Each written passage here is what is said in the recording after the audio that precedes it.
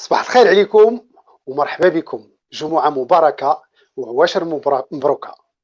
Bonjour à toutes et à tous et bienvenue sur la chaîne du Comité national olympique marocain. Nous sommes toujours ravis, c'est un réel plaisir de partager avec vous différentes thématiques à travers ces visioconférences autour de cet espace d'échange et de partage. Aujourd'hui, nous allons aborder un sujet très important pour la performance et pour la pratique sportive. Comment accompagner les sportifs sur le plan médical? La médecine du sport, comment est-elle organisée? Et pour échanger sur ce sujet, nous avons un invité de marque, Dr Abdelrazak Hefti. Dr Abdelrazak Hefti, marhaba bik, bonjour.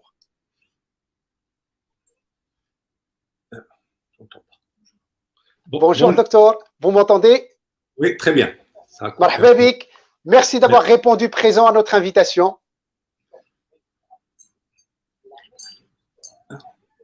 Alors, docteur, je rappelle que vous êtes traumatologue orthopédique et vous êtes aujourd'hui responsable de la formation continue au sein de la Fédération royale marocaine de football. Bien sûr, la formation continue médicale. Docteur, j'aimerais vous poser une question. Est-ce que d'abord, vous pourriez, pour vous faire connaître au grand public et aux participants qui nous suivent, nous parler de votre spécialité? Bonjour à tous.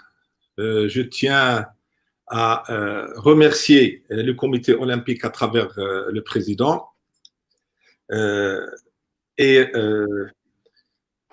vous remercie beaucoup d'abord parce que vous avez, là c'est exceptionnel malheureusement dans notre pays, je vous remercie de timing. Vous avez vraiment respecté le temps, 11h c'est 11h, ça c'est une très très bonne chose. Croyez-moi, c'est le grand défaut du comité olympique, c'est toujours d'être à l'heure. Ah ben c'est magnifique, je peux vous assurer que c'est exceptionnel. Moi, c'est quelque chose qui est vraiment très très bien pour moi. C'est vraiment très bien. Merci docteur. Durant ce confinement, je fais une dizaine de vidéoconférences au mois et c'était toujours une demi-heure, trois quarts d'heure, voire même une heure de retard. Par cet exposé, comme vous l'avez dit tout à l'heure, on va essayer de répondre à vos questions et tout en d'abord parler de l'état des lieux de la médecine du sport au Maroc et puis après on abordera certainement les blessures, je parlerai beaucoup des blessures et à la fin je resterai à votre disposition pour répondre à toutes vos questions. Donc concernant votre première question que vous venez de poser, ma spécialité, je suis médecin du sport. Pour être médecin du sport, il faut d'abord être docteur en médecine et puis être titulaire d'un diplôme de médecine du sport. C'est ce qu'on voit à l'écran peut-être, c'est votre diplôme de médecin du sport. En ce qui me concerne, c'est en 1987 que j'ai obtenu mon certificat d'études spéciales de biologie et de médecine de sport à l'université de Nantes en France. Donc, j'ai eu ce diplôme en fait 2 ans avant mon diplôme de chirurgien orthopédiste. Les études pour avoir ce diplôme durent 2 ans avec 5 semaines, à raison de 5 heures par semaine, ce qui fait quand même un volume horaire qui dépasse largement 400 heures. Docteur Hefti, en parlant de médecine du sport, est-ce que vous pourriez nous parler de l'organisation de la médecine du sport au Maroc? Est-ce que vous pourriez nous donner aux participants qui nous suivent quelques indications sur l'organisation de la médecine du sport au Maroc? Bon, déjà en ce qui concerne, pour avoir ce diplôme au Maroc, actuellement, et d'après mes connaissances, il y a 2 établissements qui délivrent ce diplôme de médecine de sport.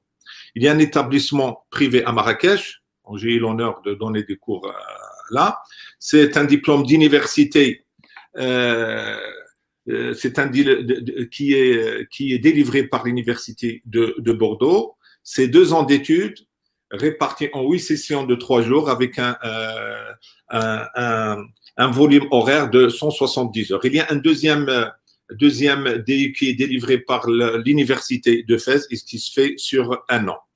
Ce qu'il faut savoir, c'est qu'actuellement au Maroc, on a plus de 1000 diplômés en médecine de sport. Donc, hier, j'ai contacté des amis pour avoir un peu plus de précision. On m'a parlé de 1200 diplômés au Maroc, 1200 diplômés. Tabarakallah. Donc, ça veut dire que nous avons quand même un fort potentiel de médecins du sport. Et malheureusement, malheureusement, il y a que, je dirais, il y a 70% qui travaillent en public. C'est-à-dire, ils n'exercent pas la spécialité de médecine du sport. Ils ont fait ce diplôme pour augmenter un peu leur échelon, pour qu'ils soient un peu mieux payés. Et ça, c'est un problème parce que, comme vous dites, heureusement, on a beaucoup de diplômés en médecine de sport au Maroc, mais ils ne travaillent pas dans cette spécialité. Et ça, c'est vraiment dommage. Il y a un point qui est très important, c'est que la médecine du sport n'a pas de statut juridique au Maroc. C'est un peu difficile à croire, mais c'est vraiment, ça se passe dans notre cher pays. Bon, alors, docteur Hifti, si je peux vous arrêter 2 petites secondes, parce que ce que vous dites est très intéressant.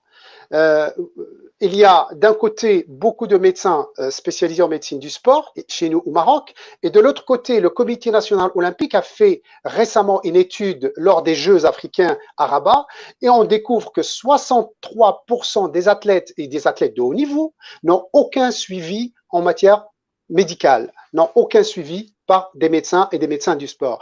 Comment vous expliquez ce décalage? Est-ce que ce sont les athlètes qui ne vont pas vers les médecins qui ne rencontrent pas les responsables? Comment ça s'organise?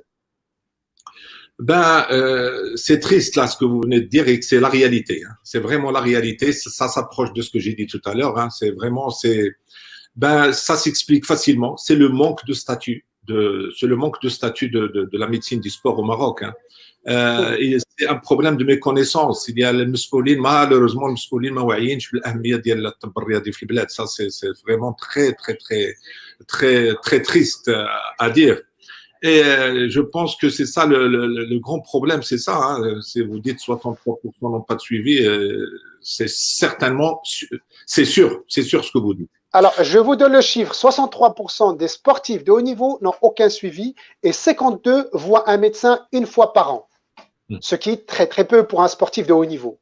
C'est très, très peu. Et je peux vous dire que ces sportifs de haut niveau, s'ils étaient suivis régulièrement par un médecin, je peux vous assurer que ça sera vraiment le haut niveau. Hein.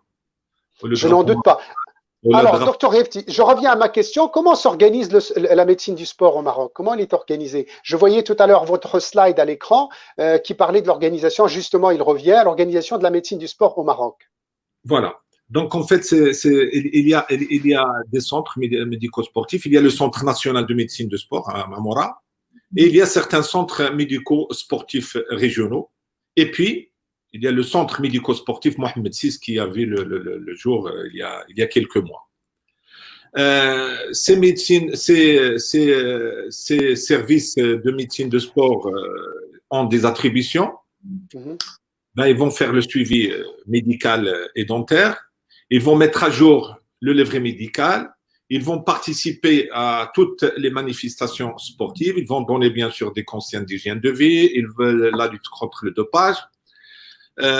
Qu'est-ce qu'on a comme moyen au niveau de ces centres? Il y a des bureaux de consultation et des cabinets dentaires. Il y a une infirmerie. Il y a une unité de rééducation, de kinésithérapie.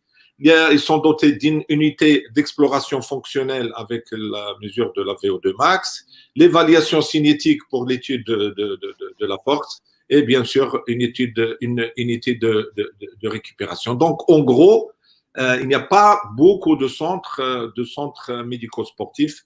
Et ce qui est important au niveau de la Fédération royale marocaine de football, là, on est vraiment en plein. Il y a le centre de Saïdia qui est prêt.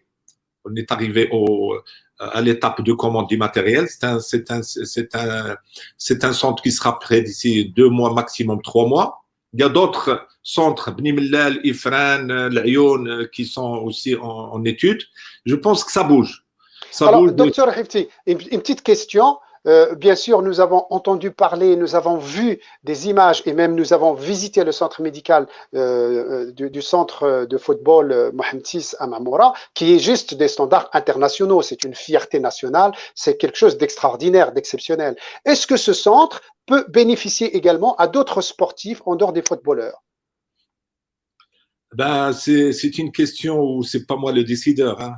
Mais normalement, l'équipement médical qu'il y a dans ces centres, il est valable pour tous les sportifs, quelle que soit la discipline. Maintenant, prendre la décision, est-ce que c'est juste pour le foot ou c'est pour toutes les disciplines sportives, ça, c'est une question à poser aux responsables. Alors, revenons à ce centre. Est-ce que vous pourriez nous en dire un peu plus sur l'organisation du centre médical au centre de football Mohamed VI? Oui, c'est un centre qui est fondé sur, sur trois stratégies. Sur trois Mhm.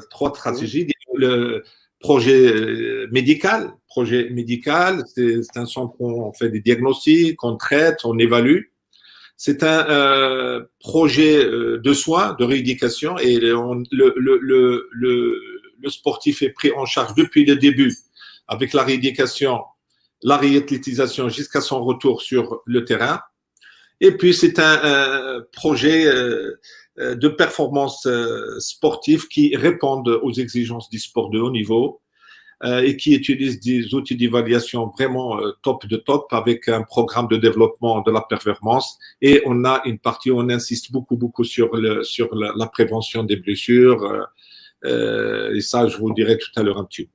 Alors, je sais que votre spécialité, entre autres, c'est le football. Moi, j'aimerais vous poser une question un peu plus large. Il y a un manque évident de l'accompagnement médical de nos sportifs au Maroc. Comment on peut faire? Comment on peut sensibiliser davantage les responsables? Comment on peut sensibiliser davantage les sportifs et aussi le corps médical pour qu'il y ait un croisement entre eux, pour qu'ils travaillent ensemble? Ben, il faut qu'ils sachent que tout à l'heure, vous avez dit les 63% de haut niveau qui ne sont pas suivis qui n'ont pas de suivi médical régulier. Eh ben, Mhm. il faut sensibiliser nos responsables en leur disant, ben, ces gens-là qui ont déjà un bon niveau, un haut niveau, ben, s'ils ont un suivi médical, eh ben, ça sera vraiment le résultat sera là. Et sans la médecine de sport, on ne peut pas avoir de haut niveau. Ça, je peux vous assurer que c'est la vérité. Et il faut absolument valoriser le médecin de sport. Et la première des choses qu'il faut faire, c'est lui donner un statut. On n'a pas de statut. Ça, c'est une entorse très grave dans notre sport. Alors, docteur, Exceptionnel. Oui. oui, docteur Heti, je me mets à la place d'un sportif qui pratique et qui a des échéances nationales, internationales et qui prépare parfois des championnats du monde et voire les Jeux olympiques. Alors, comment il peut s'organiser pour avoir un bon suivi médical? Est-ce qu'il doit le faire avant, pendant sa préparation, le jour de la compétition, après? Quels sont les conseils que vous pourriez donner à un jeune sportif qui se prépare à des échéances nationales et internationales pour avoir un bon suivi médical? Ben, le suivi médical commence déjà par quand on recrute un joueur de haut niveau. Le premier jour où il arrive au centre, il faut vraiment le bilanter, faire un bilan, ce qu'on appelle nous le PCMA, c'est la visite de pré-compétition qui est un examen obligatoire au niveau de la FIFA et au niveau de la CAF. Alors, docteur, est-ce que ça peut être valable aussi pour d'autres sportifs, d'autres sports? Bien sûr, ça doit être valable et ça doit être obligatoire pour toutes les disciplines. Très Ça bien. doit être valable pour toutes les disciplines, c'est très important. D'abord, ça va permettre de prévenir des blessures et ça va augmenter le niveau.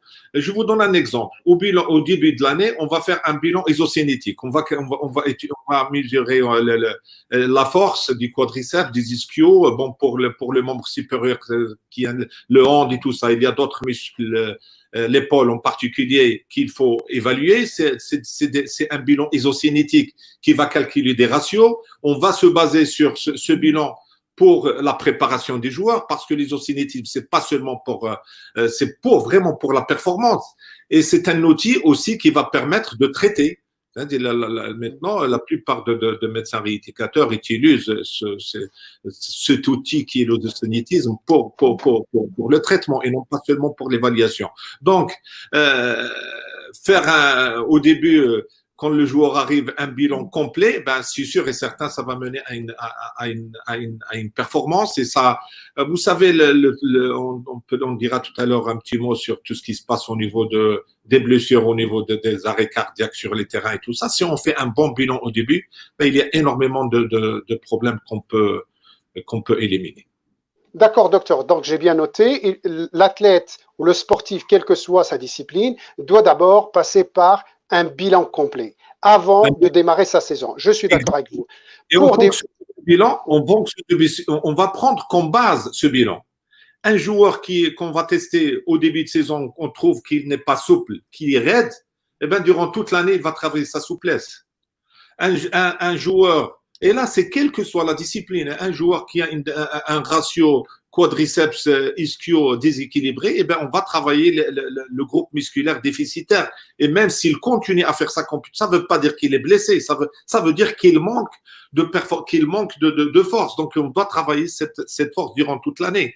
Il y a plein de choses à faire, vraiment. La proprioception, c'est quelque chose d'extraordinaire. Maintenant, on a des outils, par exemple, à Marmora, on a des appareils vraiment de top qu'on doit utiliser dans ce sens. Et il faut que le joueur apprenne, que le joueur ait cette culture de suivi médical. Il faut qu'il demande des consultations. Vous voyez, donc c'est toute une mentalité à changer. Alors, je suis d'accord avec toi, Dr Hifti. Si je dois résumer, le sportif doit faire un bilan. Les responsables sportifs, avant le début de la saison, doivent faire des bilans médicaux pour mieux accompagner leurs sportifs. Maintenant, il y a une question qui se pose. Il y a des fédérations qui ont les moyens, il y a des petites fédérations qui n'ont pas les moyens ou des sportifs qui n'ont pas les moyens. Est-ce qu'on peut imaginer, on peut espérer, on peut rêver d'avoir un centre médical ouvert aux sportifs de haut niveau marocains, quelle que soit la discipline?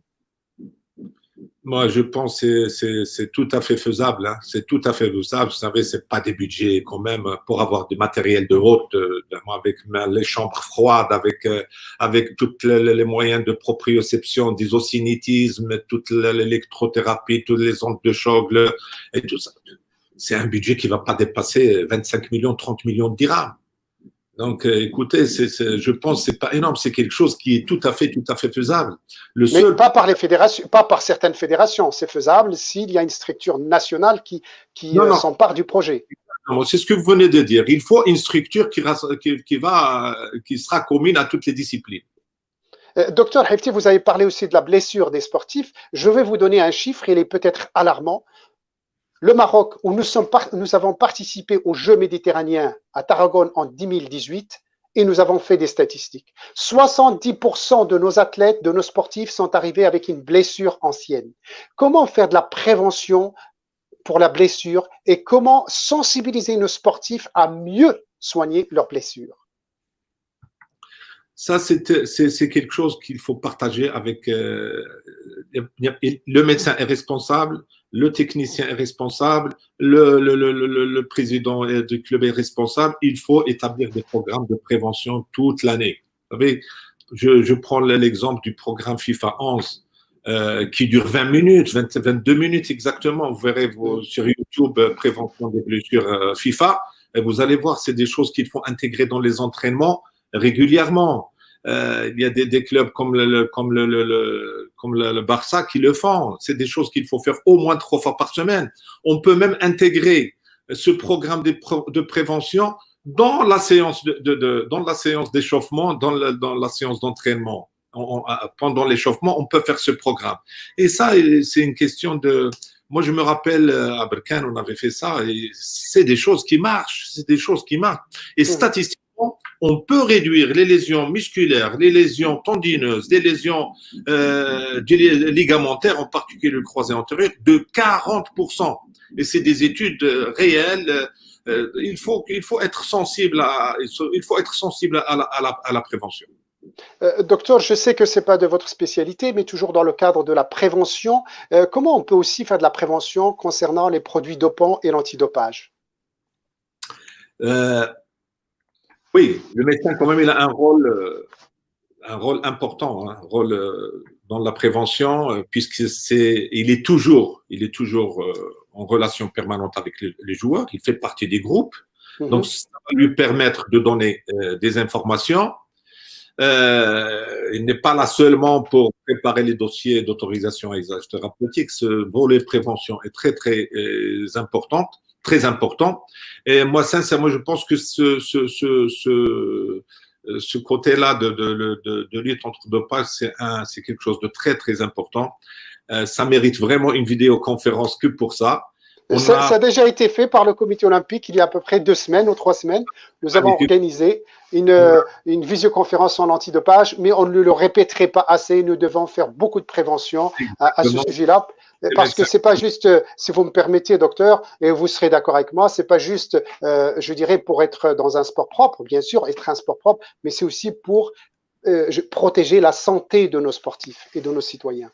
Tout à fait, tout à fait. Alhamdoulilah, on a Fatima Abou Ali, on a Dr Majidi, qui sont vraiment des gens qui connaissent très, très, très bien ce domaine et il faut en profiter, il faut le faire. C'est une catastrophe. Le long terme du dopage, c'est une catastrophe pour nos sportifs, à part, comme vous dites, le côté. Voilà. Alors, docteur, avant d'aller plus loin, et j'aimerais aussi vous poser des questions sur le football, sur les blessures de football, mais j'aimerais avoir votre regard à vous par rapport à votre propre expérience en tant que médecin du sport, et aussi, vous étiez aussi médecin de l'équipe A de football, les Lions de l'Atlas. Vous êtes aujourd'hui chargé de la formation médicale continue à la Fédération royale marocaine de football. J'aimerais bien que vous nous parliez de votre propre expérience et votre regard du terrain. Oui, vous savez, j'ai atterri au WAC en 1998.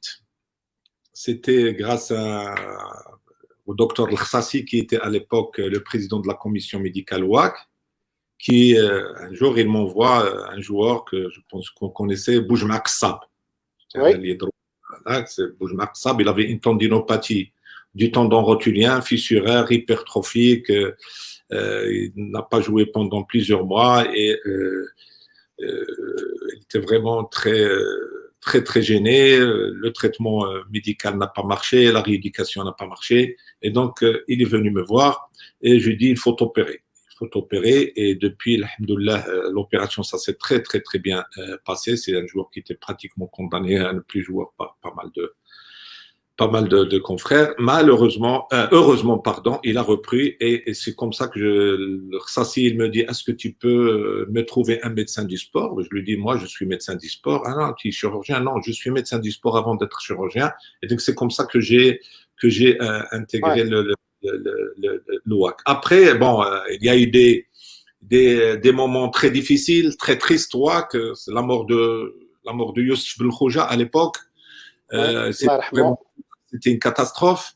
À l'époque, malheureusement, on ne savait pas, et je le dis bien, on ne savait pas prendre en charge un arrêt cardiaque sur le terrain. Les médecins ne savaient pas prendre à l'époque un arrêt cardiaque.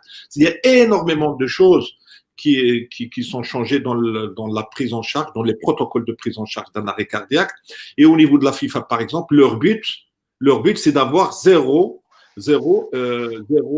mort sur le terrain, et je peux vous assurer que c'est tout à fait faisable parce qu'on a le protocole, si on le suit vraiment bien comme il faut, vous savez, si on arrive à réanimer, à faire un massage cardiaque et à faire surtout le choc avant 2 minutes, avant 120 secondes, le joueur, le sportif a 60-70% de chances de s'en sortir.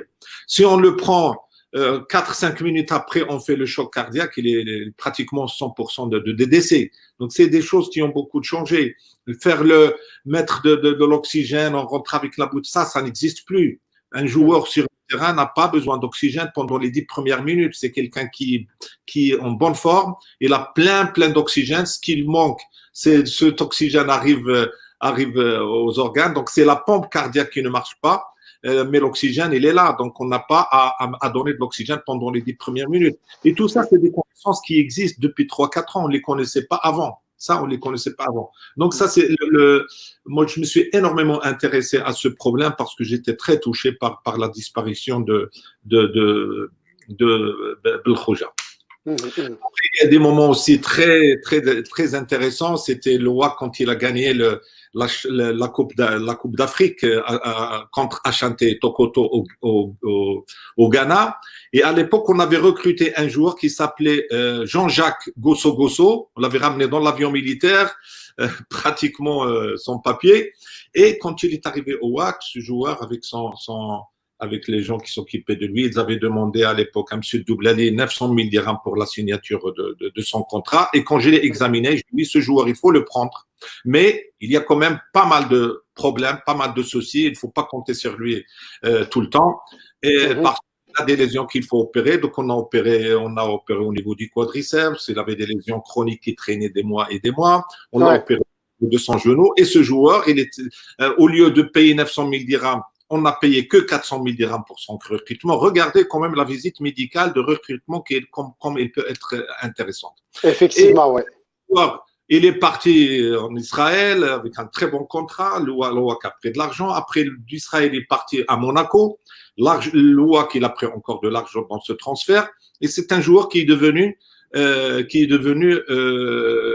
titulaire au niveau au niveau de son équipe nationale, à savoir la Côte d'Ivoire. Donc tout ça, pour moi, c'est des souvenirs qui restent vraiment très bien. J'ai WAC.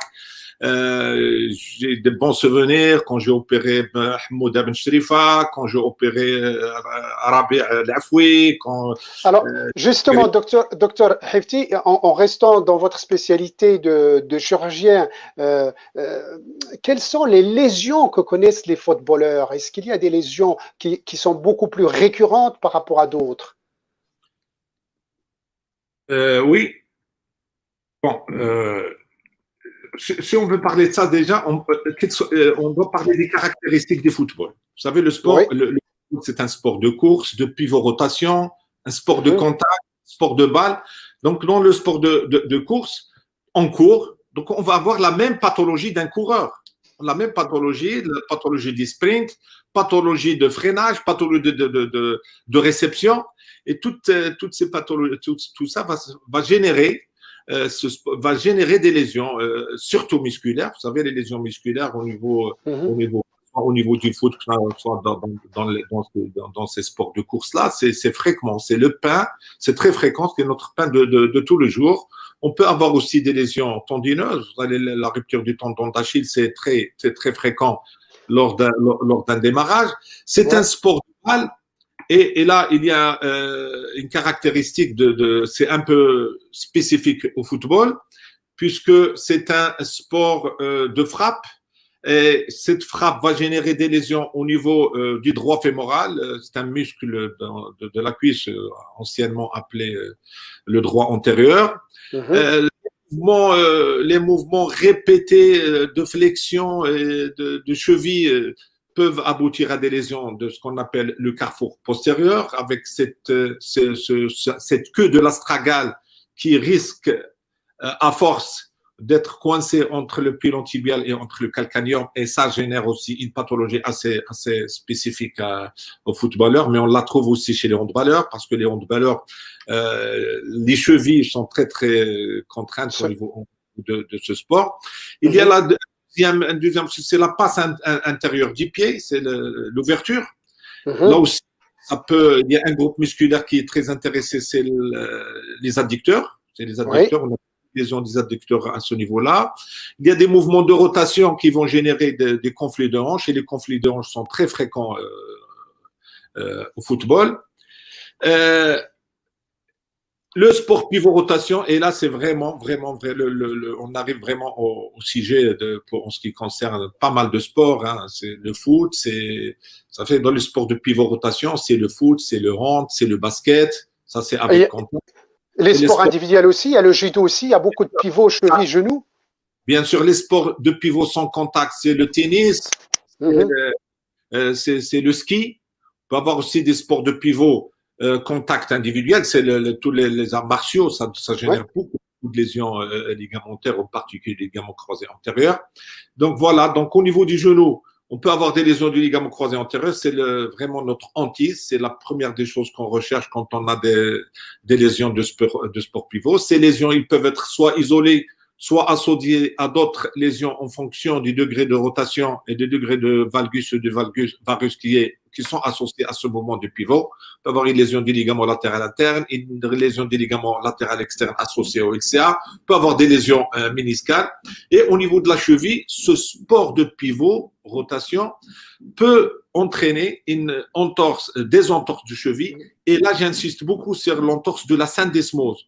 Le syndesmose, Qui veut dire c'est cette articulation qui se situe juste au-dessus de la tibiotalienne, c'est-à-dire la vraie articulation de la cheville. Il y a une petite articulation qui relie le péroné au tibia.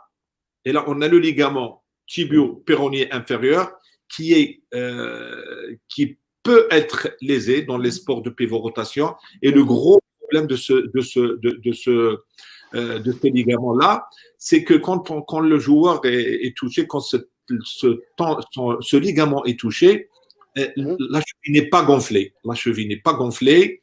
Le sportif, il est un peu perdu, il ne comprend pas ce qui se passe. Il vous dit, écoutez, docteur, j'ai senti ça a pivoté, ma cheville a pivoté. Ouais. Mais c'est pas gonflé, mais j'arrive pas quand même à marcher. Et quand on met le doigt juste au-dessus de l'interdit de la cheville, on a cette douleur qu'on peut, le diagnostic est formel si on prend cette cheville, on la met en décharge et on lui imprime des mouvements de rotation. Là, c'est sûr et certain, c'est une lésion de ce ligament. J'en parle parce que moi, je me suis fait avoir il y a 20 ans, je ne fais plus avoir dans ce type de lésion. C'est des lésions qui ne traitent pas bien comme il faut au début. Ben, ils vont être responsables de douleurs résiduelles qui vont traîner des semaines, voire des mois. Je vais vous donner en parlant en même temps sur cette lésion-là. Je me rappelle avec Guéret, on avait un jour, on était vraiment à 3-4 semaines d'une grande compétition. On avait un joueur, je peux dire son nom parce que là, il n'y a pas, je ne pense pas qu'il y a de secret. Donc, c'était Blenda à l'époque. Il avait cette entorse de la syndesmose et avec une cheville qui est vraiment sec, pas gonflée. Je dis au coach, ce joueur, il est out, il peut pas, il doit partir. Donc, il est parti à Montpellier à l'époque. Et le lendemain, bon, il n'était pas vu par son médecin, il était vu par un kiné, je pense, qui débutait dans la profession. Et il nous appelle, il dit, il n'a rien, ce joueur. Il y a Guéret qui me dit non, on va le récupérer, ton joueur n'a rien du tout. Et le lendemain, avant qu'il revienne, c'est son médecin qui m'appelle, me dit effectivement, il a une entorse grave de syndesmose et le joueur a arrêté mais 3 mois. Donc, c'est des choses qui sont très, très importantes. Et quand on a une cheville grosse avec une lésion du ligament latéral externe, le diagnostic est facile. Mais quand on a des lésions comme ça de la syndesmose, il faut faire très attention. Moi, c'est les seules entorses que je plâtre. Je les plâtre au moins 2-3 semaines et après, je continue par un traitement fonctionnel. Donc, méfiance, s'il y a des confrères qui nous écoutent, méfiance. Parce que ce type de cours pose un peu de problème, même avec le staff technique. Le staff, là, il voit la cheville, il n'a rien, il va dire, alors que c'est des choses qui sont très, très bien. Il y a des tests pour diagnostiquer ça. Bon, on peut les confirmer par l'échographie. Parfois, on a même ce qu'on appelle un diastasis, un écart entre le tibia et le péroné sur la radio. Et là, je peux vous assurer que ça se termine par l'opération. Donc, c'est pas qu'il à minimiser. Docteur, j'aimerais vous poser juste une question. Est-ce que ces blessures concernent que des footballeurs ou de sportifs qui font du haut niveau, c'est-à-dire qui sollicitent beaucoup leur corps, 4 heures par jour, plus les compétitions, ou est-ce que ça peut concerner aussi un sportif, un footballeur amateur? C'est quand même quelque chose qui concerne aussi bien l'amateur que le professionnel. Ça concerne les deux, mais avec une répartition qui est assez différente. Par exemple, chez l'amateur, c'est le genou qui est le plus touché. D'accord? Après, on a la cheville, ensuite la cuisse et la jambe. Alors que chez le joueur professionnel, c'est d'abord la cuisse, alors que chez l'amateur, d'abord le genou. Après, la cheville, le genou, la jambe. Vous allez me dire, mais pourquoi? Eh ben, parce que tout simplement, les professionnels s'entraînent plus, ils se donnent à fond, beaucoup plus que les amateurs. C'est pour ça qu'ils ont ils font des mouvements répétitifs, des sprints, tout ça. Et vraiment, ils se donnent à fond. Pour ça, c'est très Mais c'est les mêmes lésions qu'on peut avoir, juste avec une répartition un peu différente. D'accord. Alors, docteur, s'il vous plaît, avant d'aller plus loin et de rentrer dans le détail, pour éviter justement d'arriver à ces lésions, est-ce qu'il y a quelques conseils à donner pour justement faire de la prévention avant et d'avoir une pratique sportive avec le moins de blessures et le moins de lésions possible? Ben, c'est simple. Parce que, comme on a dit tout à l'heure, la prévention commence dès la première visite de recrutement ou la visite d'embauche. C'est là où on va essayer d'avoir un profil du joueur, du point de vue souplesse, des ischios, du quadriceps, des adducteurs, du point de vue isocinétique, quelle est sa force des adducteurs, quelle est la force du quadriceps, des ischio-jambiers. Et sur cette base-là, on va travailler durant toute l'année pour récupérer, pour un peu améliorer le défaut noté initialement pendant la visite d'embauche. Et voilà, donc je pense que ça c'est très très important. Et la deuxième chose, c'est comme je vous ai dit tout à l'heure, il faut ce programme FIFA Plus, il faut absolument qu'il soit fait au niveau de nos clubs. Alors, docteur, pour généraliser à tous les sportifs et pour ceux qui qui ne sont pas des professionnels, des footballeurs professionnels, est-ce qu'il y a d'autres méthodes? Par exemple, je pense comme ça spontanément, un bon échauffement avant de commencer un match, un bon échauffement avant de faire un footing de longue durée. Est-ce qu'il y a des techniques très simples, des conseils très simples de médecins pour que les gens préservent leur santé, que le sport ne soit pas aussi facteur ou violent pour le corps? Mais bien sûr, déjà même avant d'arriver là, il y a la Ouais, qualité des sommeils. Les joueurs, ils doivent dormir, ils doivent respecter le sommeil la nuit. d'accord. Il y a beaucoup de joueurs qui dorment à 1h, 2h du matin. Il faut à 10h30, 11h, 11h30, il faut être au lit. Et Ça, pourquoi le sommeil est important pour préserver des blessures? ben parce qu'on dort bien, parce que le lendemain, on est mieux concentré. Vous savez, le sommeil la nuit, c'est pas le sommeil le jour, parce qu'il y a des joueurs qui dorment toute l'après-midi quand on n'a pas d'entraînement. C'est pas bon, c'est pas bon du tout. Ça, là aussi, il faut, si vous voulez, un jour, on peut en faire une vidéoconférence sur le sommeil. Là, ça va prendre 1h30, 2 heures. Il Avec y a grand plaisir. Alors, juste pour vous dire, on l'a déjà fait sur le sommeil, mais on peut la refaire avec joie.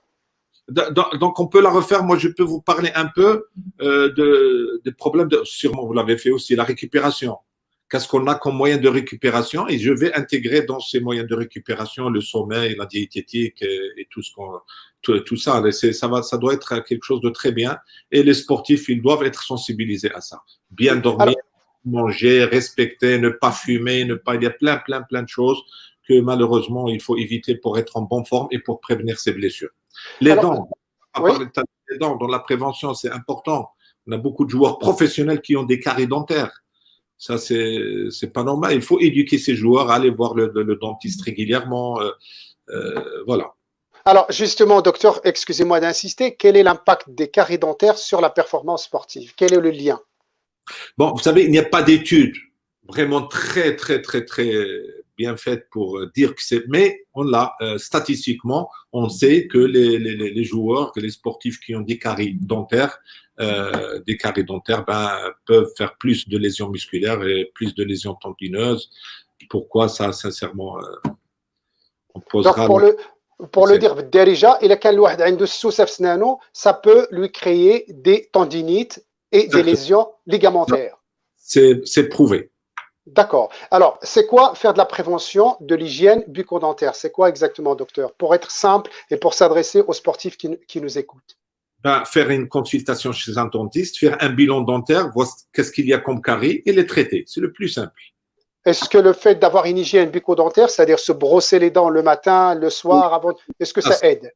Exactement, ça aide beaucoup. Ben, il faut se brosser les dents 3 fois par jour, hein, le matin, le midi et le soir. Après chaque repas, il faut se brosser les dents. Ça, c'est le minimum. Quand on fait pas ça, quand on mange trop de sucreries, tout ça, on est mal discipliné du point de vue nutritionnel, ben, on aura des caries dentaires, c'est sûr. Alors, docteur, je voudrais revenir toujours sur le footballeur. Est-ce qu'il y a des maladies spécifiques aux footballeurs? Les maladies spécifiques aux footballeurs, oui, bien sûr. Que vous avez constatées?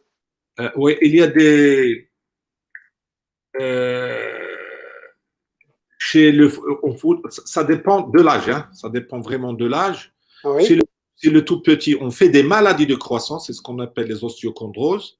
Chez les adolescents qui sont en phase pubertaire, vous savez, à cet âge-là, on Oui. commence à développer de la masse musculaire, mais on n'est toujours pas complètement, nos cartilages ne sont pas encore solidifiés, donc on peut faire des arrachements apophysaires. Chez l'adulte, toutes les lésions. Alors, docteur, si je peux me permettre de vous arrêter, est-ce que vous pourriez donner un peu plus d'explications au langage commun? Qu'est-ce que vous voulez dire par arrachement apophysaire, par exemple? Oui. Moi, ce que j'adore, c'est que vous avez tout sous la main. À chaque fois que je vous pose une question, hop, vous sortez votre présentation. C'est extraordinaire. Voilà, tout à fait. Vous voyez où il y a ma flèche à gauche? Ça, c'est oui, bien sûr. Ça, c'est un arrachement apophysaire. Vous savez, chez les enfants, les lésions musculaires sont rares, je dirais même exceptionnelles. C'est un gamin vient vous voir et vous dit je me suis claqué le quadriceps, je me suis claqué les ischio-jambiers, c'est pratiquement impossible. C'est exceptionnel, c'est très rare. Par contre, il va venir vous voir parce qu'il se croit avoir craqué ses ischios, mais vous allez faire une radio, vous allez trouver un arrachement au niveau de l'ischio, un arrachement osseux. Ou bien, si c'est au niveau du quadriceps, ben, ça sera un arrachement de l'épine iliaque antérieure inférieure, comme on voit ici sur la radio. Donc, d'abord, éliminer un arrachement osseux à cet âge. Donc, c'est très fréquent. Et bon, on peut toujours trouver un petit rigolo qui va faire une lésion musculaire à un enfant, mais c'est vraiment, ça reste exceptionnel. L'échographie n'a pas beaucoup d'intérêt chez l'enfant parce que le diagnostic radiologique, il est évident. L'échographie, il est plus intéressante pour voir le Doppler, ce qu'on appelle le Doppler dans ces lésions-là, quand l'arrache, il n'y a pas d'arrachement, il y a la maladie effectivement, c'est-à-dire qu'on a le noyau, l'insertion, il est douloureuse, on a l'ostéochondrose, mais sans arrachement osseux. Ça, oui, l'échographie, il est indispensable. Voilà, donc je continue à parler un peu des lésions. Oui, bien sûr, je vous en prie.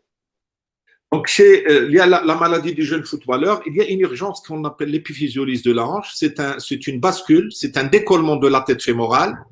C'est une pathologie qui n'est pas si, qui n'est pas si, elle est assez fréquente quand même. Elle est assez fréquente et on peut le voir. On va traiter. C'est un enfant qui va venir vous dire j'ai mal au genou ou bien carrément de la hanche, qui vient avec une boiterie. C'est un enfant qui est en rotation externe, une attitude vicieuse. Et si on ne le diagnostique pas rapidement, parce que le traitement dans ces cas-là, il est chirurgical, c'est simple, on réduit progressivement cette bascule de la tête fémorale et on met une broche au invis. Si on ne le fait pas, il va garder des séquelles catastrophiques tout au long de sa vie. Donc d'abord, si les sportifs, il est foutu, la carrière est terminée. Et j'ai eu des cas comme ça où ils sont partis à droite, à gauche. On a dit que c'est la tendinite de l'abducteur, c'est la pubalgie, alors que c'est une simple épiphysiolyse. Il faut y pencher, bien y penser devant des enfants qui ont grandi vite vers l'âge de la puberté, qui ont grandi vite et qui ont grossi vite. Est-ce que c'est récurrent? Est-ce que c'est une blessure qui arrive assez souvent pour les jeunes footballeurs?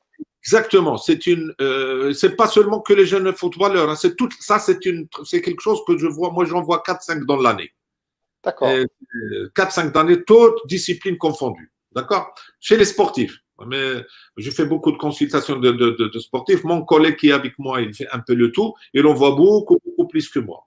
Donc, il faut faire très attention à cette pathologie qu'on appelle l'épiphysiolyse de la hanche, parce que si on ne l'opère pas, c'est foutu. Et l'opération, il est facile et gagnante si on la prend en charge la première semaine.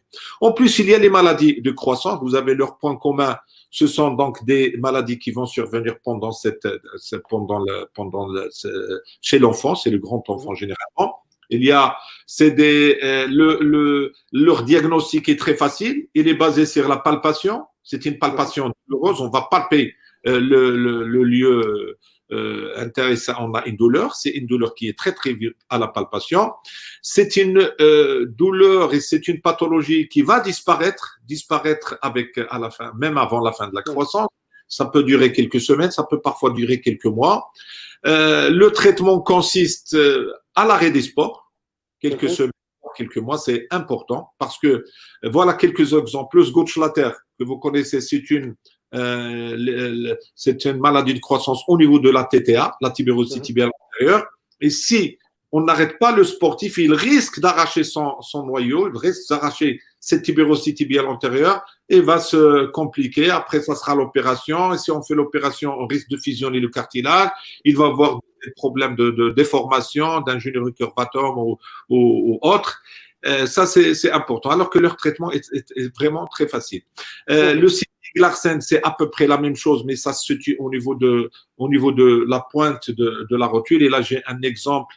Il y a 3 ans, Nasser Larguet m'avait envoyé un patient qui était traité pour fracture de la pointe de la rotule. Il était plâtré 3 fois, alors que c'était une simple Sinding Larsen toute bête qui nécessite un arrêt sportif de quelques semaines et tout rentre dans l'ordre. Il y a la maladie de Sévère. Là aussi, c'est une maladie de croissance au niveau du talon.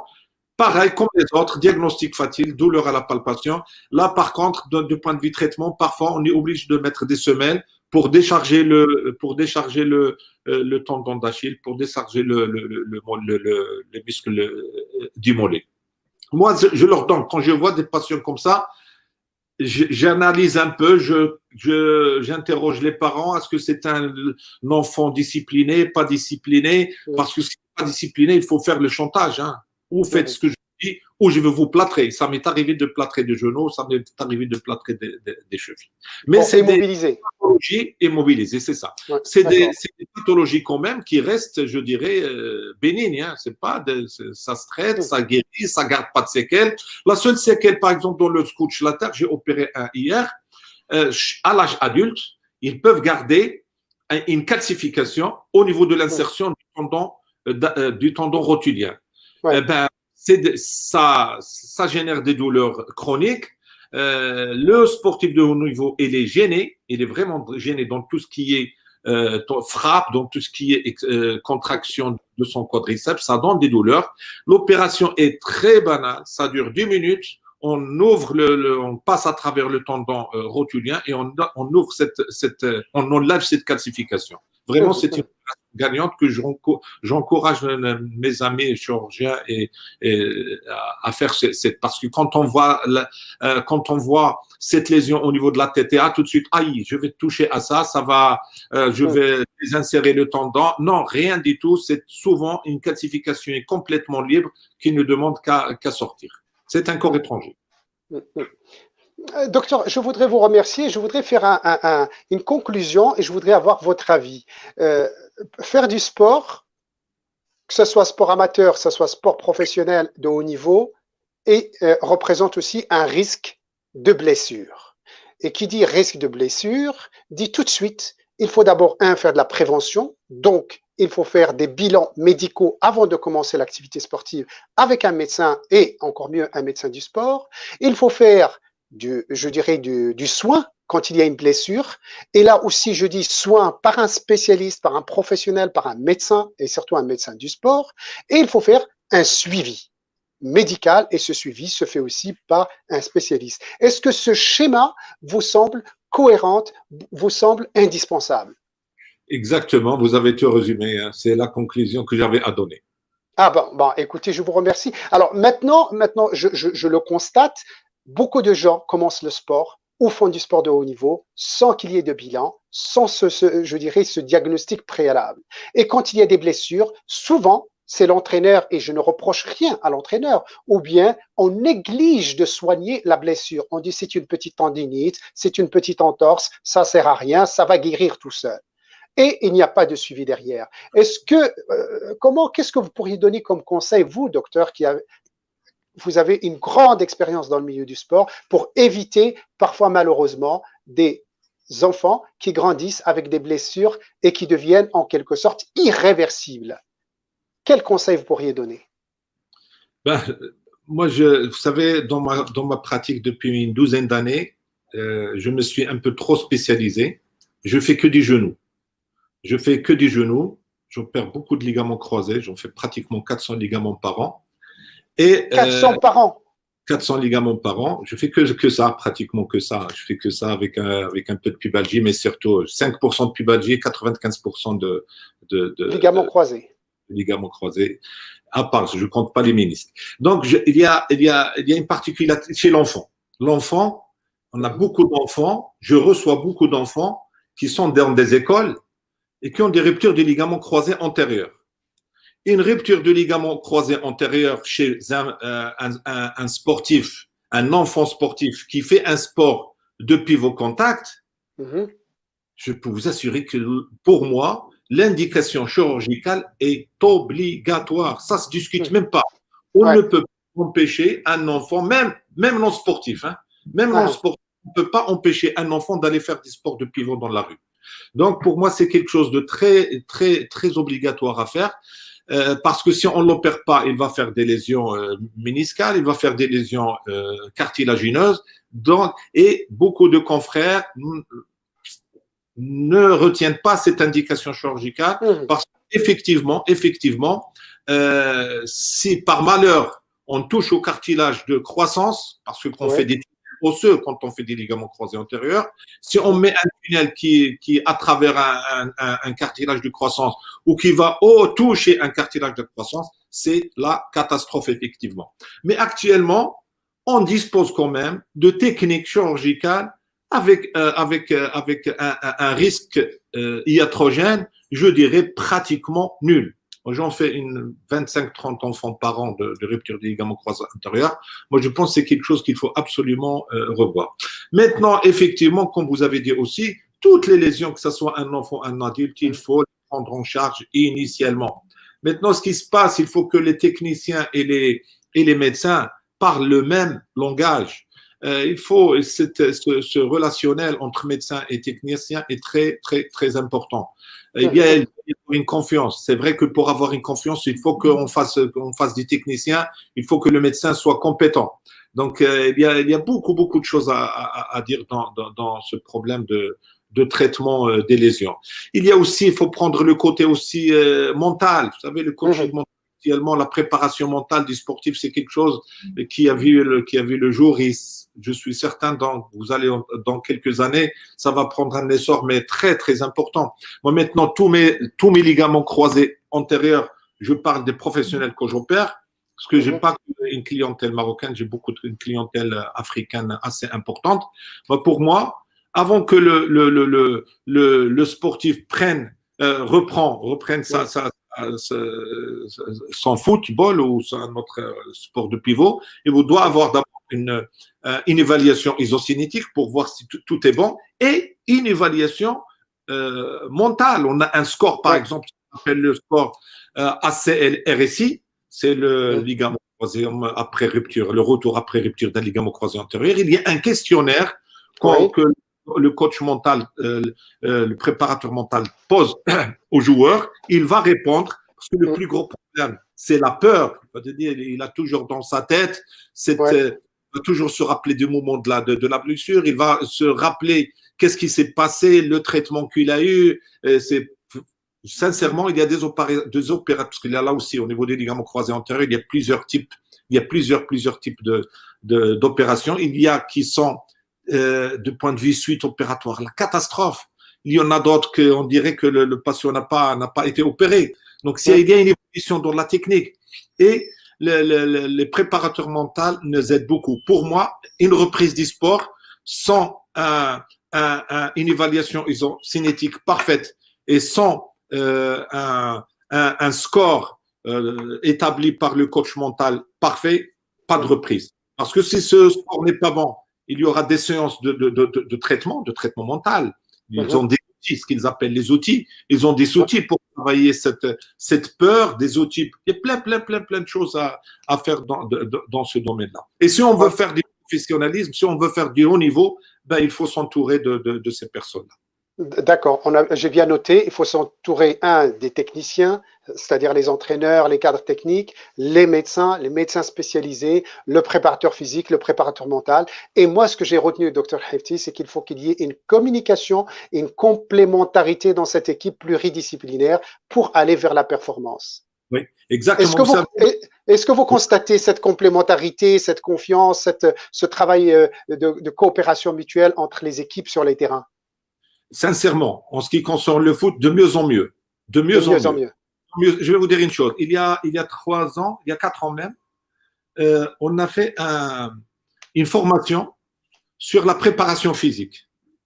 C'est une formation je crois, il y avait 3 ou 4 séminaires de 3 jours. Et il y avait 108 participants. Et dans les participants, il y avait les médecins, les médecins du sport, les kinés et les préparateurs physiques. C'était animé par vraiment des professionnels, entre autres Georges Cazorla. On avait fait un séminaire à Rabat, à Agadir, à Marrakech, et c'était vraiment une réussite. Et le but de cette formation, c'était vraiment que le médecin du sport, le kiné et le préparateur physique parlent le même langage. On n'est pas là le médecin pauvre pour aller faire le travail de préparateur physique, mais il doit avoir ce bagage, il doit avoir ses connaissances, pourquoi on fait ça, pourquoi on ne fait pas ça, c'est quoi la charge de travail, et c'est quelque chose de très très important. Et vraiment, je pense que c'est quelque chose qui est en très très bonne évolution. Docteur, on a parlé du joueur de football, de ses blessures, et bien sûr, on a parlé des blessures aussi d'autres sports. Il y a un élément indispensable dont on ne parle pas beaucoup concernant les blessures, etc., et qui se trouve sur le terrain, c'est le gardien de but. Est-ce qu'il y a un traitement spécifique avec le gardien de but, ou est-ce qu'il connaît aussi les mêmes lésions que les autres joueurs? Tu sais, on a eu toujours ces discussions. Il paraît que le gardien de but, ce n'est pas un joueur. Chacun a ça. Mais je peux vous dire que c'est un joueur quand même très particulier. D'abord, le mental. Moi, pratiquement tous les gardiens de but que j'ai côtoyés, que ce soit à l'équipe nationale, que ce soit au WAC, ils ont un mental mais extraordinaire. Ça, c'est quelque chose d'important. C'est un joueur qui nécessite quand même un traitement, un entraînement spécifique, une préparation athlétique spécifique. Il a besoin d'une bonne détente, d'une bonne explosivité, de la bonne force, de la souplesse. Et effectivement, comme tu as dit, il y a des blessures qui lui sont très, très spécifiques. Au niveau de la tête, on peut avoir des contusions. Au niveau de l'épaule, il y a la luxation acromioclaviculaire qui est assez fréquente. Il y a même des luxations scapulo-humérales. On a des joueurs opérés pour ça. Moi, je me rappelle juste avant. Pourquoi je parle du moral? Parce que moi, je me rappelle du joueur Miagri, Nadir Miagri. On l'a opéré 2 mois avant la compétition du CAN. Et à 2 mois, il était prêt. C'est extraordinaire.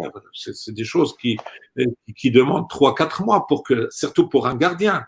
Mais il avait un mental qui était extraordinaire et il a participé comme gardien premier à cette coupe. On peut avoir au niveau des coudes, des poignets, il faut insister sur les fractures du scaphoïde. C'est une fracture qui est quand même assez, je dirais, qui est assez fréquente. Et la durée d'arrêt, elle est très, très importante.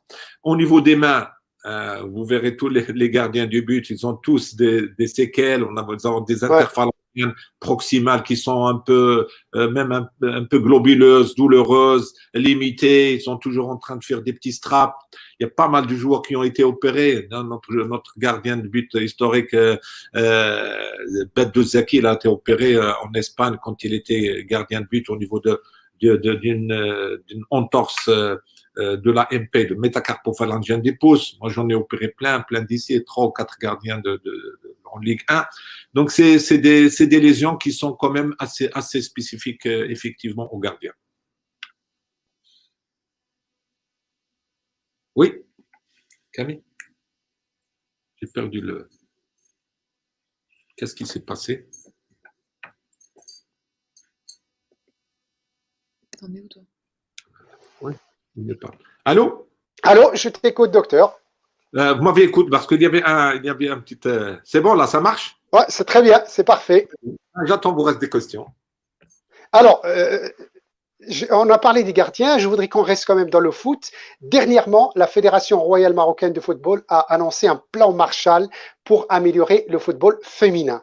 Est-ce que vous pourriez nous dire un peu sur comment le médical accompagne le football féminin dans son développement? Oui, effectivement, vous savez que le football féminin, il est vraiment en progression, une grande progression. Maintenant, il y a pas mal d'équipes de Ligue 1 qui ont leur équipe féminine. Il y a un accompagnement. Ce qu'il faut savoir, c'est qu'ils font pas mal de lésions, même par exemple au niveau du ligament croisé antérieur. Il y a plus de rupture du ligament croisé antérieur chez la fille que chez le garçon.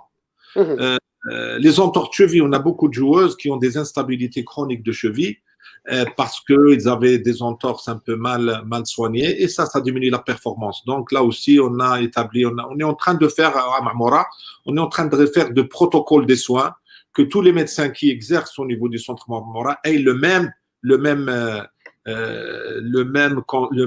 même conduite à tenir. C'est-à-dire, cette fille ou ce garçon, il est suivi par Dr Zakini, Dr Hifti, Dr Bilal ou Dr Tahari, ça sera la même conduite et le même traitement.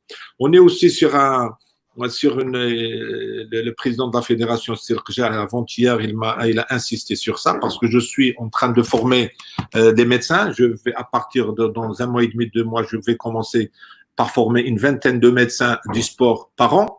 Et ça sera, en fait, je vais les encadrer. C'est un diplôme qui est délivré par la FIFA,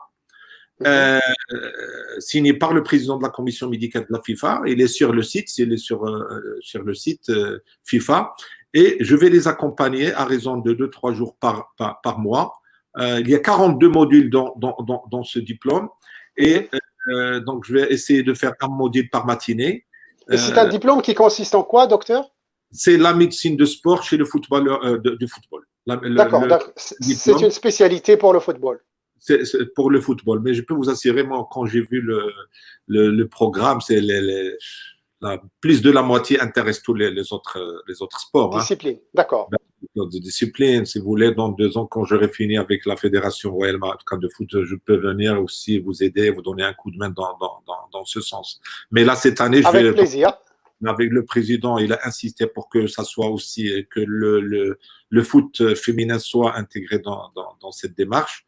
Donc, vraiment, c'est quelque chose d'important. Vous savez que les femmes sont hyper laxes, ils ont une laxité importante. Et nous, les chirurgiens, on déteste le profil laxe.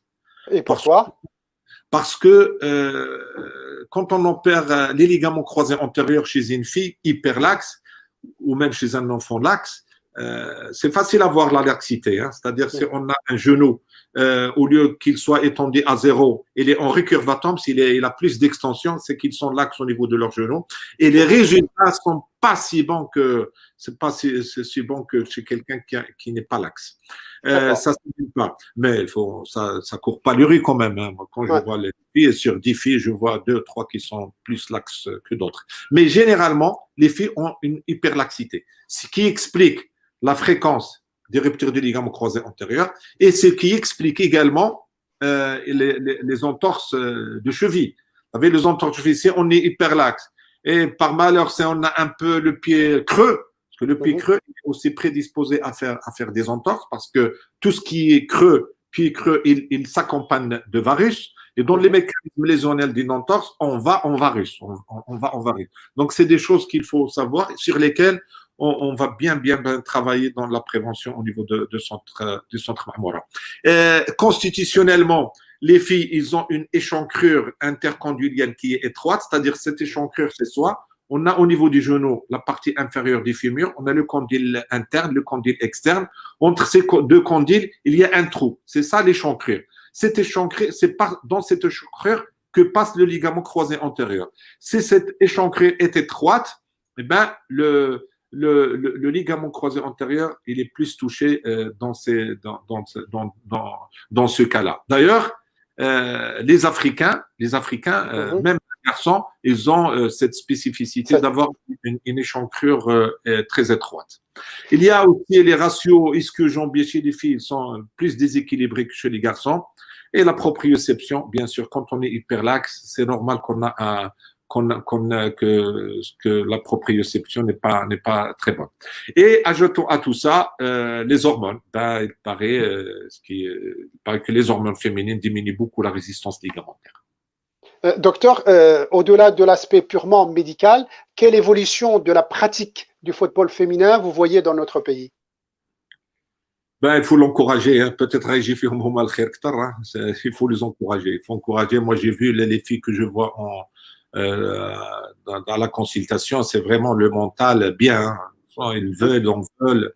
J'ai vu pas mal de joueuses qui ont joué avec des ruptures de ligaments pendant 1 an et demi, 2 ans. C'est pas bien, hein. C'est pas bien du tout. Quand je les vois 1 an et demi, 2 ans, ils ont déjà cassé un ménisque, voire 2. Ils ont commencé à faire des lésions du cartilage. Ça, c'est pas bon pour leur performance. Mais c'est des filles, malgré leur instabilité, malgré tout ça, ils en veulent. Ils en veulent. Donc, on revient à ce qu'on disait tout à l'heure. Dès qu'il y a une blessure, il faut soigner, il faut être suivi pour que ça ne cause pas d'autres dégâts dans le corps.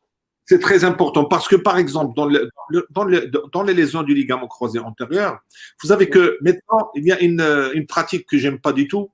Ça y est, il est touché au niveau de son genou, aller faire l'IRM. Vous savez que l'IRM, il y a 15% de faux positifs ou de faux négatifs. Hein. Surtout s'il est réalisé le deuxième, troisième jour. Hein. 15% de faux positifs ou de faux négatifs, c'est énorme. Il y a les joueurs, ils ont un ligament croisé. Alors que quand on les examine cliniquement, je peux vous assurer que pratiquement on dit 100% le diagnostic. On a un signe qu'on appelle le signe de Lachman, c'est-à-dire de faire un tiroir en à 15-20 degrés d'extension du genou, de flexion du genou. Si on a fait ce tiroir, on va entendre un clac.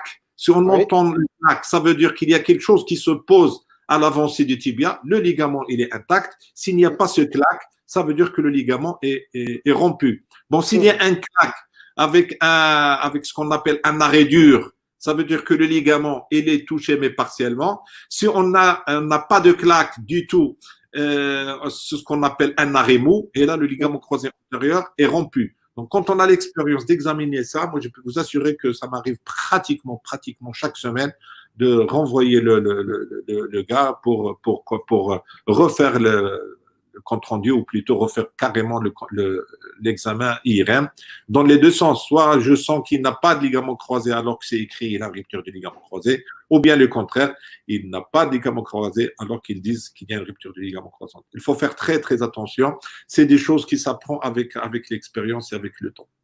Vous me permettez, docteur, d'insister que cet examen clinique dont vous parlez doit être pratiqué par un spécialiste de la médecine ou du médical, par un cas. C'est pas l'entraîneur qui doit faire ce genre de diagnostic. Non, pas du tout. En tout cas, même de point de vue, je dirais, interrogatoire. Oui. Ces ruptures de ligaments croisés antérieurs, ce sont des ruptures qui, pratiquement toujours, le genou gonfle. Il y a 5% qui ne gonflent pas. 95% du genou gonfle. Ils gonflent. Le genou gonfle. Le joueur va vous dire mon genou a tourné. Il y a un dérobement. Donc, tout ça, parfois, il entend un craquement.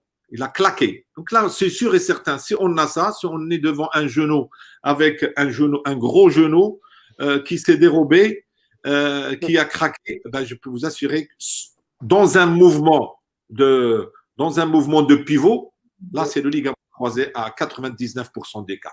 Maintenant, on peut avoir dans d'autres disciplines, dans le son en hauteur, dans des choses où on a de la réception, on fait de la réception, ben, il faut faire très, très, très attention aux ruptures des tendons quadricipitales et de tendons rotuliens. Là aussi, on va voir, il va entendre craquer, il a un épanchement, mais le mécanisme n'est pas le même. Dans un ligament croisé antérieur, c'est le pivot, c'est le pivot contact, c'est le pivot ou le pivot contact. Et dans rupture du tendon de l'appareil extenseur, c'est-à-dire soit tendon rotulien, soit tendon quadricipital, c'est un mécanisme en réception. Déjà, avec ce mécanisme en réception, on doit s'orienter vers une lésion tendineuse. Et c'est une catastrophe parce qu'on peut passer le diagnostic d'une rupture du ligament croisé antérieur. Ça, c'est pas grave. On va parce que c'est un joueur qu'on peut réviser le diagnostic 3, 4 semaines, 6 semaines après. Par contre, une rupture d'un tendon rotulien ou d'un tendon quadricipital, là, c'est impardonnable, c'est foutu Ouais. si on les a pendant la première semaine. C'est très important. Il y a une autre chose sur laquelle je veux insister, c'est le port de l'attelle. On a un traumatisme de genou, on met une attelle. C'est pas bon du tout. Et Une pourquoi rupture, c'est pas bon, docteur? mettre un attelle, un attelle genouillère. Oui, et pourquoi c'est pas bon? Parce qu'on le Au voit niveau souvent, ça. Ben oui, très, très, très souvent. Très souvent. Moi, ça continue encore. 3 malades sur 4 qui viennent me voir d'Agadir, de Tanger, d'Oujda, de Fès, ils viennent avec une attelle amovible, un genou immobilisé. Je leur demande depuis quand vous avez fait cette lésion. Ah, depuis un mois et demi. C'est pas bon du tout. À la limite, on peut mettre cette immobilisation 3, 4, maximum une semaine à titre antalgique et c'est tout. Parce que une lésion méniscale, ce n'est pas la peine de l'immobiliser. Une lésion de rupture de ligament croisé antérieur, ce n'est pas la peine de l'immobiliser. Donc, Qu'est-ce qu'il faut faire en attendant l'opération, docteur? Qu'est-ce qu'il faut faire? en attendant l'opération, par exemple, pour un ligament croisé antérieur, il faut commencer tout de suite la rééducation. Mais tout de suite. Hein. Tout de suite. Donc, il faut aller voir un kinésithérapeute, un médecin. Il faut aller voir un médecin qui va prescrire des séances de rééducation pour le kiné. Là, on a deux choses. Hein. Bon, là, on est dans le domaine du sportif, par exemple, pour le ligament croisé antérieur. J'insiste sur ça, c'est parce que d'abord, c'est ma spécialité et surtout parce qu'il y a énormément d'erreurs qu'on voit tous les jours. D'abord, quand on n'est pas sportif, je parle du papa qui va jouer avec son fils le foot un dimanche alors qu'il n'a pas l'habitude sur la plage, il se fait une rupture des ligaments croisés antérieurs. On n'est pas obligé de l'opérer. Moi, il y a un ligament croisé sur 4, 25% que je ne fais pas. Ce sont des personnes qui font pas de sport. Dans quel cas il ne faut pas opérer, docteur? Dans quel cas il ne faut pas opérer? On n'opère pas les ligaments croisés antérieurs chez quelqu'un qui ne fait pas de sport de pivot et qui n'a pas d'autres lésions. C'est-à-dire il a seulement une rupture des ligaments croisés antérieurs. Rupture des ligaments croisés antérieurs chez une personne qui ne fait pas de sport de pivot. Il s'est cassé le ligament parce que il a fait une activité, un accident de la voie publique. Il s'est cassé son ligament. On va lui donner le choix. Il dit voilà, normalement, puisque vous ne faites pas de sport de pivot, vous allez faire un traitement fonctionnel. Le traitement fonctionnel, c'est la rééducation. Une quarantaine de séances de rééducation suffisent. Et dans ce cas, je leur explique que vous avez 85 à 90% de chances que ça marche. Reste avec les 10 ou 15%, ou même les patients qui ne font pas de sport de pivot, ils peuvent avoir une instabilité. Par contre, une instabilité, c'est quoi une instabilité? C'est le patient qui vous dit mon genou se dérobe, mon genou se lâche. C'est ça l'instabilité. Et ça, c'est impardonnable, il faut les opérer, quel que soit l'âge et quel que soit leur métier et quel que soit qu'ils fassent ou pas de sport, c'est des indications formelles. Maintenant, s'ils font pas de sport de pivot, il y a aussi, on opère aussi les gens, les ouvriers, les maçons, parce que pratiquement des sports de pivot, et tout ça. Moi, ces gens-là, je les considère comme des sports de pivot. Donc, on les opère. Mais quelqu'un qui est la poste, non, je les opère pas, sauf s'ils ont une instabilité. Et l'instabilité, elle est présente dans 10 à 15% dans l'évolution d'une rupture du ligament croisé antérieur. Docteur, je voudrais revenir quand même sur les pratiquants. On a parlé de l'enfant, l'adolescent, le joueur confirmé. Qu'en est-il des vétérans qui font du football? Parce qu'on en voit de plus en plus revenir vers la pratique footballistique. Est-ce qu'il y a un suivi médical particulier pour les vétérans et le football? Ben, le vétéran, comme on dit, l'ancien. Oui. L'ancien. C'est bon, on peut avoir le vétéran, le super vétéran. Vous savez, c'est l'usure. C'est l'usure. C'est le problème de cartilage. On peut avoir le problème de tendon aussi, mais c'est surtout le problème du cartilage. Mais il y a une chose qui est très importante à cet âge, c'est l'examen cardiaque. Vous savez, quand on fait le bilan cardiaque chez les jeunes, à la limite, on peut s'en passer de l'épreuve d'effort. On peut faire bien sûr l'écho. L'écho cardiaque, c'est important parce que ça va permettre d'écarter les malformations cardiaques. D'accord? Mais l'épreuve d'effort, à partir d'un certain âge, moi je dirais à partir de la quarantaine, 40-45 ans, il faut faire un examen cardiaque parce qu'on peut avoir des lésions coronaires, on peut avoir ces choses-là qu'il faut et peuvent aboutir à une mort subite. Et je profite de cela, là, en parlant de la mort subite, faites attention, s'il vous plaît. La première cause de l'arrêt cardiaque dans un terrain, à votre avis, c'est quoi? C'est pas les problèmes cardiaques. C'est pas la malformation cardiaque, parce que cette malformation cardiaque, on la diagnostique dans notre bilan initial. Là, vous parlez de quelqu'un qui est déjà passé par un bilan. Par un bilan. Moi, je vous donne l'exemple récent, un joueur qu'on avait au WAC, Allah yarhamou, il est mort il y a 2 ans, qui s'appelle Mustafa Ratbaoui. Mustafa Ratbaoui, il est mort au CAF ici pendant l'échauffement, alors que ce gars, c'est un joueur à 3 poumons. Il avait un examen cardiaque, mais extraordinaire, strictement normal, avec des battements très bas. Mais ce gars, il est mort parce qu'il avait de la fièvre. Ce gars est mort parce qu'il avait un syndrome pseudo-grippal tout banal. Et là, j'invite tous les participants, les administratifs, les médecins, les kinés, les techniciens, s'il vous plaît, ne rentrez pas, ne faites pas entraîner un joueur qui a un syndrome grippal. Attendez quelques jours pour le faire.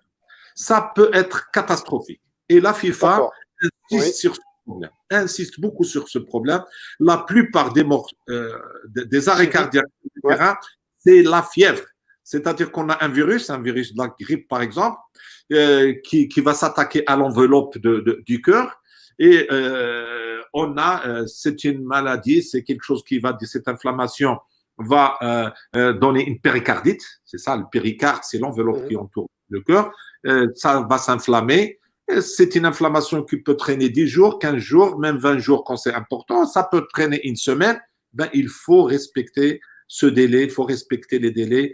Une petite grippe, parce que la culture ديالنا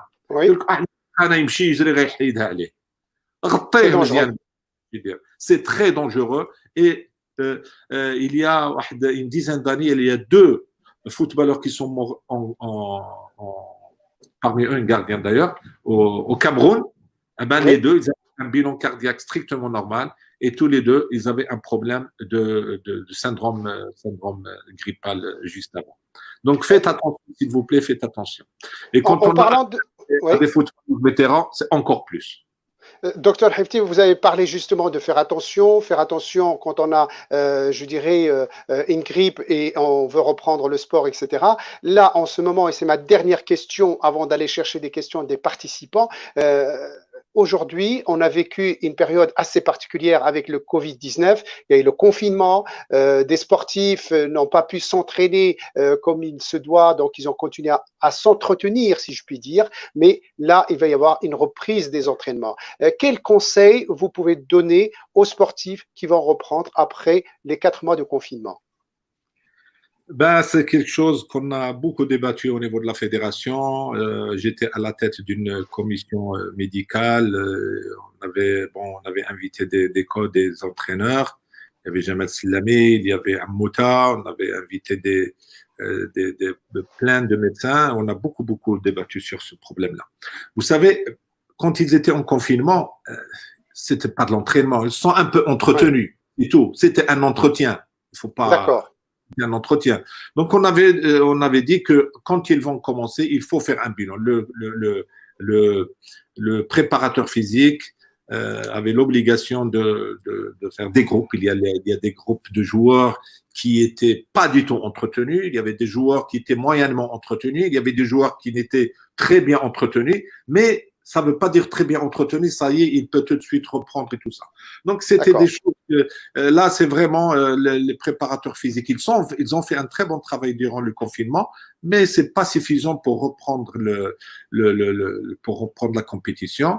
Les responsables de la fédération nous ont écoutés et on est parti vraiment, on a fait ce qu'il fallait faire et je pense que jusqu'à maintenant, par rapport à d'autres pays. Vous avez vu un peu dès que ça a commencé, il y a énormément de blessures en Espagne, en Italie. Oui. J'espère qu'on n'aura pas ça au Maroc. Je ne pense pas qu'on va avoir des trucs comme ça. Donc, docteur, si j'ai bien compris, reprendre le sport comme avant, oui, mais attention, il faut d'abord évaluer et mettre en place un plan de reprise adapté à chaque sportif selon son niveau. Tout à fait, exactement ça. Merci beaucoup, docteur. On va voir à la régie s'il y a des questions des participants. Voilà. Alors, quel est l'impact de s'entraîner avec des charges sur la croissance d'un âge de moins de 16 ans? Je vais mettre, je changeais juste le... Ouais. Alors, je vais relire la question de Si Mohamed Jarch qui dit sa question, quel est l'impact de s'entraîner avec des charges sur la croissance d'un garçon âgé de moins, enfin d'un garçon ou d'une fille bien sûr, âgé de moins de 16 ans. Oui, ben c'est ce que j'ai dit tout à l'heure quand vous m'avez demandé la question posé la question sur sur la maladie de croissance. Hein. C'est un âge qui est très très fragile. Vous savez, on n'a pas encore de masse musculaire. Les noyaux épiphysaires ils sont très très très fragiles et on risque de faire ces maladies. Quand on a une charge de travail importante, quand on fait des entraînements intensifs, ben, il faut s'attendre à ces maladies parce que ces maladies-là, ils ne touchent pas tous les enfants, ils touchent cette catégorie d'enfants sportifs qui sont très très très actifs. Donc il faut vraiment, il faut bien peser l'entraînement. Très bien, merci beaucoup. Est-ce qu'il y a d'autres questions? On va revoir la. Alors, question de Rim Sbar, docteur Rim Sbar. Il faut signaler que tous les centres médico-sportifs sont munis de cabinets dentaires et nous invitons les fédérations à venir consulter. Voilà une très très très bonne nouvelle, docteur Rim Sbar. Donc, moi j'aimerais poser la question à docteur Sbar. Où est-ce qu'ils sont ces centres? Où est-ce qu'on peut trouver les adresses, les coordonnées, les numéros de téléphone pour que nos sportifs prennent rendez-vous et pour qu'ils aillent se faire soigner essentiellement par rapport aux dentaires? Merci beaucoup, docteur Sbar. Autre question des participants, Mohamed El Ma'touk, qu'en est-il de la médecine où en est la médecine du football sur le traumatisme cérébral? Très bonne question par rapport au traumatisme cérébral. Ben, si j'ai 3 minutes, je vais vous en parler de ça. Parce que avec plaisir. C'est une expérience que j'ai vécue à la dernière Coupe du Monde en Russie. C'est quelque chose qui m'a fait très, très, très mal. J'étais très touché c'était la blessure de Marabat. Oui, tout à fait, tout le monde s'en rappelle. Se rappelle où j'étais lynché par les médias, à tort, malheureusement, vraiment à tort, parce que j'avais fait vraiment ce qu'il fallait faire. Et surtout, 2 mois avant la compétition, on a eu une formation FIFA. Mais vraiment pendant 3 jours, toute la journée, on nous a formés sur 2 choses, sur la commotion cérébrale et sur l'arrêt cardiaque sur le terrain. Et Marabat, quand il est tombé, quand il a eu son choc, moi, avant d'arriver chez lui, avant d'arriver sur le joueur, je savais déjà que c'était un traumatisme grave parce que j'ai un kiné qui est avec moi, qui est dans les tribunes, pas sur le banc de touche. Ça, c'est une nouvelle réglementation au niveau de la FIFA, qui m'a appelé par walkie. Il me dit voilà, c'est tête contre tête, c'est grave. Donc, déjà, avant d'arriver chez le joueur, je savais qu'il était bien touché. Et quand je suis arrivé sur le joueur, il n'était pas sur le terrain. Ça, c'est très, très important. Il était en dehors du terrain. C'est important pourquoi? Parce que s'il était à l'intérieur du terrain, je peux demander à l'arbitre, et ça aussi c'est nouveau au niveau de la FIFA, je peux demander à l'arbitre 3 minutes d'arrêt du match pour poser les questions aux joueurs et savoir est-ce qu'il faut qu'il reprenne ou pas. Non, je n'ai pas demandé ces 3 minutes parce qu'il était à l'extérieur, parce qu'il y a beaucoup de médias qui m'ont voulu de ça. Troisième chose, au niveau de l'organisation médicale, sur le banc de touche où on était nous, il y avait moi-même avec mon staff, il y avait le médecin de l'équipe adverse, en l'occurrence c'était l'Iran, avec son staff, et il y avait 2 autres médecins avec leurs équipes, c'est des médecins de la FIFA, sur le même couloir, sur le même côté. C'est-à-dire d'un côté, il y avait 4 médecins, mais de l'autre côté, il y avait 0 médecin. Donc, comme Rabt est tombé, je voulais un brancard, pas de brancard. Il n'y avait pas de brancard parce que j'ai pas de talkie-walkie pour travailler. Ça, c'est une entorse de la FIFA. L'organisation, ouais. L'organisation. Donc, moi, j'arrive, j'ai des questions. On a 5 questions à poser. En gros, quel match on joue, on est quel mi-temps, quel est le score, qu'est-ce qu'on a joué là, comme match de préparation dans ce match et tout ça. Et si le joueur ne répond pas, s'il répond partiellement, c'est qu'il est tout. En l'occurrence, lui, sur 5 questions, il a répondu à une. D'accord, c'est bon. Pour moi, c'était évident de le sortir. Donc, j'ai demandé le changement. Ça a été accepté tout de suite.